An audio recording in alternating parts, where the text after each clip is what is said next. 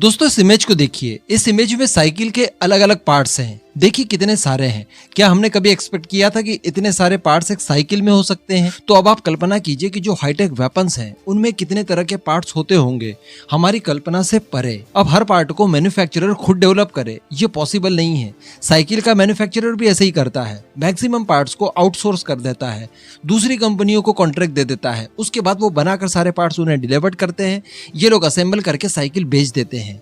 तो हथियारों के मामले में भी ऐसे ही होता है। अमेरिका हो, भारत हो, रशिया हो, चाइना हो, फ्रांस, यूके, जर्मनी, कोई भी हो, सभी के सभी देश अपने हथियारों में इस्तेमाल किए जाने वाले मैक्सिमम पार्ट्स को आउटसोर्स कर देते हैं। अब चूंकि रशिया के ऊपर लग चुके हैं कई सारे प्रतिबंध, पूरे के पूरे यूरोपियन देश और साथ ही अमेरिका, इस तरह के सारे देशों ने मिलकर एक साथ रशिया के ऊपर लगा दिए हैं सैंक्शन। अब रशिया को इन देशों से कई सारे पार्ट्स खरीदने होते थे जिनमें मैक्सिमम इलेक्ट्रॉनिक पार्ट्स वगैरह होते थे, जो कि अब रशिया को डिलीवर कर देने बंद कर दिए इन देशों ने। ऐसी परिस्थिति में रशिया की मैन्युफैक्चरिंग जो थी हथियारों को लेकर, वो घटनी स्वाभाविक सी थी। इसकी झलक हमने इस युद्ध के दौरान देखी भी, चूंकि युद्ध काफी लंबा खिंच गया। इस दौरान हुआ ये कि रशिया को कई सारे हथियारों की कमी पड़ी। वैसे स्ट्रेटेजिक वेपन अगर देखे जाए तो रशिया के पास इतने सारे हैं कि वो शायद पूरी पृथ्वी को समाप्त कर सकता है, लेकिन इस युद्ध में चूंकि स्ट्रेटेजिक वेपन्स को इस्तेमाल नहीं किया जा रहा है, छोटे मोटे से टेक्टिकल वेपन्स चाहिए, तो उसकी खासी कमी रशिया को फेस करनी पड़ रही है। इसके लिए आपने देखा होगा कि रशिया ने चाइना से भी हेल्प मांगी थी कि आप हमें गाइडेड बॉम्ब्स वगैरह डिलीवर कर दीजिए, जिसकी कि रशिया को इस समय सबसे ज्यादा जरूरत है। केवल एक ही तरह का हथियार नहीं, और भी कई सारे छोटे मोटे हथियार रशिया को काफी कमी महसूस हो रही है उनके लिए। अभी यहाँ पर आपको कुछ दिनों पहले का एक इंसिडेंस याद आ रहा होगा, मैंने भी कवर करके आपको बताया था कि रशिया की जो सिविल एयरलाइंस है उससे संबंधित भी कई सारे पार्ट्स अमेरिका और यूरोपियन देशों से रशिया तक जाते थे, जिनका इस्तेमाल करके रशिया अपनी सिविल एविएशन को चलाता था। लेकिन अभी चूंकि इन सैंक्शंस के बाद ये सारी चीजें भी एक्सपोर्ट करनी इन देशों ने बंद कर दी है रशिया को, तो रशिया की सिविल एविएशन भी कहीं ना कहीं ठप होती जा रही थी, जिसके लिए उसने चाइना और भारत से मदद मांगी थी।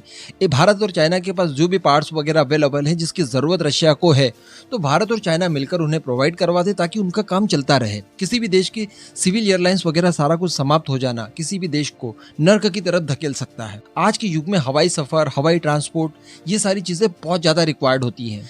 अभी यहाँ पर मैं आपको बता दूं कि भारत भी उन देशों में से एक है जिससे कई सारे देश जो बड़े बड़े हथियार डेवलपर से देश हैं, वो भारत से कई सारे छोटे मोटे इक्विपमेंट बनवाते हैं। अमेरिकन कंपनीज भी जिसमें शामिल है और साथ ही यूरोपियन कंपनीज भी शामिल है। ये लोग भी ऐसे कई सारे उपकरण भारत से बनवाते हैं। और सबसे बड़ी बात है कि भारत इन उपकरणों को इन देशों के बजाय रशिया को भी दे सकता है चोरी चुपके, जिससे कि रशिया भी अपना काम आगे बढ़ा सके। यानी रशिया को जो हथियार मैन्युफैक्चरिंग में इन उपकरणों की कमी महसूस हो रही है, भारत उन्हें कहीं ना कहीं पूरी कर सकता है अगर भारत चाहे तो अभी दरअसल यूके के एक थिंक टैंक ने एक खबर छापी। उन्होंने ये कहा कि चूंकि युद्ध को काफी समय हो गया है, रशिया शुरुआत से ही छोटे मोटे हथियारों के लिए स्ट्रगल कर रहा था, लेकिन उसके बावजूद रशिया आज तक युद्धों में मजबूती से खड़ा है।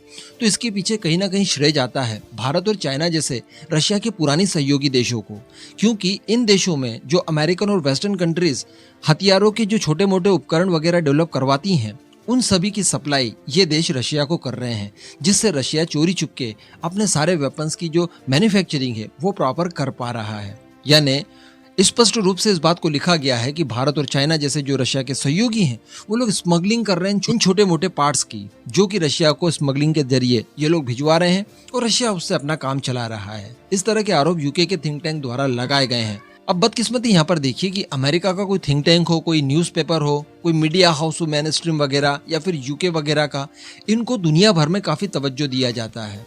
इन लोगों ने जो भी कह दिया उस बात को सही माना जाता है। तो इस आधार पर दुनिया के मैक्सिमम देश यही समझेंगे कि आज जो रशियन फोर्सेस जिन हथियारों से लड़ रही है वो हथियार भारत के हैं, जबकि आप जानते हैं कि दुनिया भर के देश इस बात की गुहार लगा रहे हैं कि भारत अपने इन्फ्लुएंस का इस्तेमाल करते हुए इस युद्ध को रुकवा दे। अभी रिसेंटली आपने डेनमार्क की जो प्राइम मिनिस्टर है उनकी बात सुनी। उन्होंने प्राइम मिनिस्टर मोदी से डायरेक्टली कहा उनकी विजिट के दौरान कि आप अपने इन्फ्लुएंस का इस्तेमाल करते हुए रशिया को इस युद्ध से रोकिए। लेकिन अब ऐसी परिस्थिति में इस तरह की रिपोर्ट्स बाहर निकलेंगी तो सोचिए भारत की इससे वर्ल्ड वाइड रेपुटेशन कितनी सारी घट सकती है।